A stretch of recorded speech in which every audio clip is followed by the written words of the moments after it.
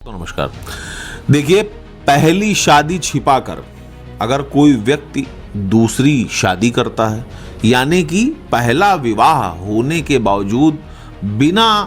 अपनी पहली पत्नी को तलाक दिए यदि कोई पुरुष इस तथ्य को छिपा लेता है कि वो ऑलरेडी शादीशुदा है, मैरिड है, और वो किसी भी लड़की, किसी भी स्त्री से दूसरा विवाह कर लेता है और उसको इस बात की खबर नहीं लगने देता कि वो पहले से शादीशुदा है, तो वो दूसरी स्त्री उस व्यक्ति से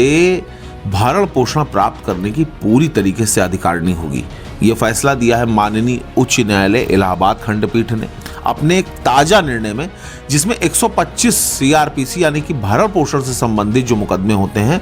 उससे संबंधित एक मैट्रिमोनियल यानी कि एलिमनी के केस की सुनवाई करते हुए जब ये मामला ऑनरेबल इलाहाबाद हाईकोर्ट के सामने आया कि पत्नी को 6,000 रुपए भरण पोषण मात्र मिल रहा था और पति ने उस भरण पोषण की जो प्राप्त होने वाली धनराशि थी उसके खिलाफ ऑनरेबल इलाहाबाद हाईकोर्ट में याचिका दाखिल की और ये कहा कि साहब ये पैसा इसको गलत दिया जा रहा है, मैं तो ऑलरेडी शादीशुदा हूं, इसको तो ये पैसा मिलना ही नहीं चाहिए। हिंदू मैरिज एक्ट में दूसरे विवाह का कोई नियम नहीं है, ये मेरी दूसरी पत्नी है और अकॉर्डेंस विद लॉ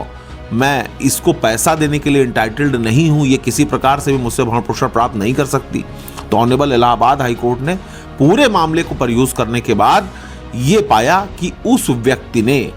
उस स्त्री के पति ने इस तथ्य को छिपा करके, इस बात को छिपा करके उस महिला से शादी की थी कि वो ऑलरेडी शादीशुदा था, और उस महिला जो कि उसकी सेकंड वाइफ थी, उसने ये सोच करके, इस बात को जान करके और इस तथ्य से पूरी तरीके से अनभिज्ञ होते हुए उस व्यक्ति से शादी की थी कि वो ऑलरेडी एक मैरिड मैन है। जिसके बाद ऑनरेबल इलाहाबाद हाईकोर्ट ने बहुत ही बेहतरीन फैसला सुनाते हुए इस बात को निर्णित कर दिया कि अगर कोई भी पुरुष इस बात को छिपा करके किसी स्त्री से विवाह करता है कि वो पहले से शादीशुदा है, तो वो जो स्त्री होगी, जो उसकी सेकंड वाइफ होगी, वो फर्स्ट वाइफ की ही तरह